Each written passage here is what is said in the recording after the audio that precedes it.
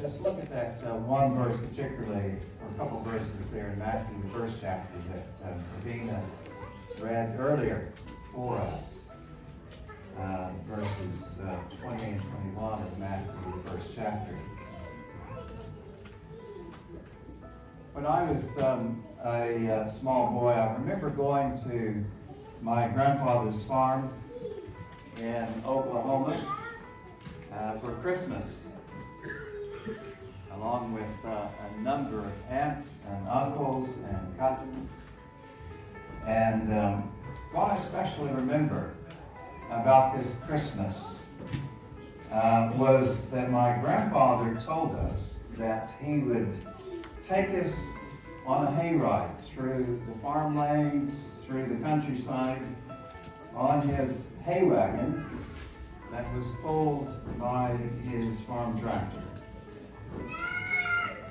My grandfather told us at the time that we needed to be there, and of course, if you understand my grandfather, he was very, very prompt.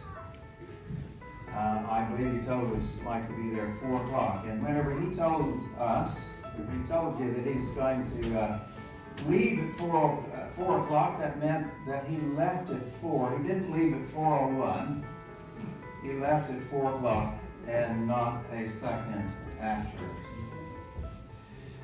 And what I remember about that Christmas hayride was not necessarily the adventure and the fun with all the family, but actually what stands out in my memory is that my mother missed going on the hayride. She had been preoccupied with doing something else and thought that my grandfather, her father, would surely wait on her, but he did not. And my mother was not ready, and so she really missed the fun time of going on that hayride with the rest of the family. So growing up, I always remember that Christmas hayride on my grandfather's farm with a somewhat of a sense of sadness that my mother had missed the hayride because she was not ready.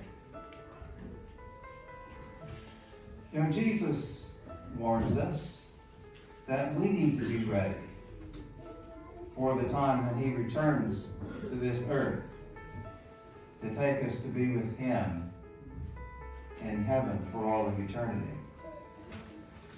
But Jesus says that there are those, whenever that time comes, that they will be preoccupied with the things of this world rather than being concerned about being ready for his return and ready for eternity. And so they will miss the greatest ride and the greatest adventure of all time, the one that he will take us on to be with him in heaven for all of eternity. Jesus tells us there in Matthew, the 24th chapter, verses 36 to 41, he says, no one knows about that day or hour of Jesus' return. Not even the angels in heaven, nor the Son, but only the Father. As it was in the days of Noah, so it will be at the coming of the Son of Man. For in the days before the flood, people were eating and drinking and marrying and giving in marriage up to the day Noah entered the ark. And they knew nothing about what would happen until the flood came and took them all away. This is how it will be at the coming of the Son of Man.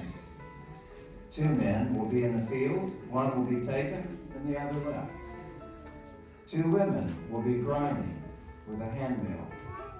One will be taken and the other left.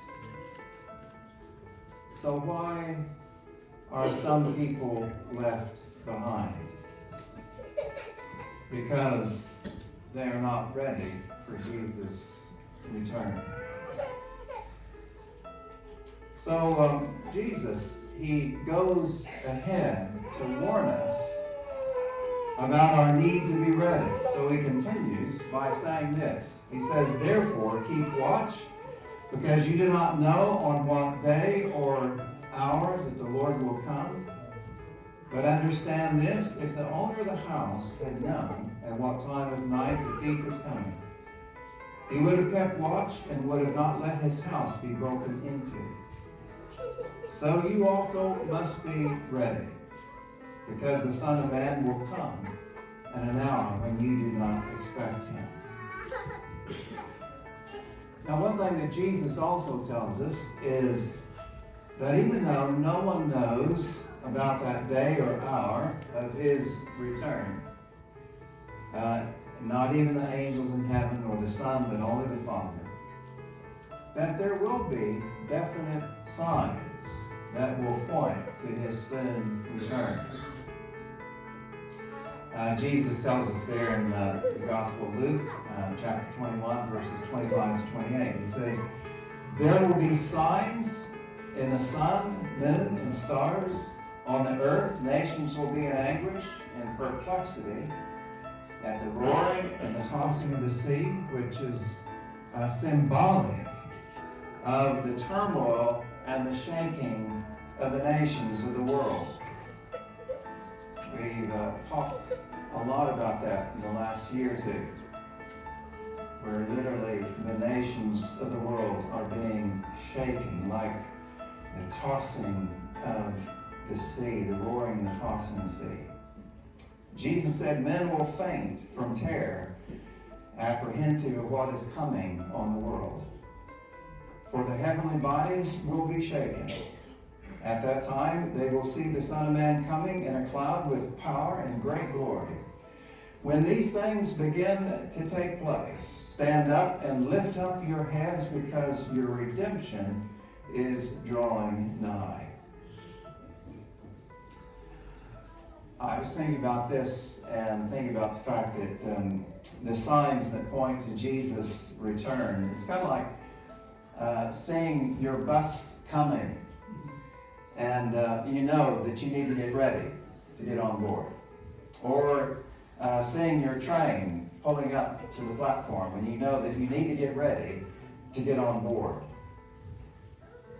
Whenever my sister was here back in September, October, visiting, it was the first trip abroad, and the first trip here to the UK, first trip to ride on the underground and the trains, and whenever we took her on our first train ride, went to the Manor Park station, she was sitting there waiting for the train to come on the bench, and she didn't realize that actually the trains do not stick around on the platform until you are ready.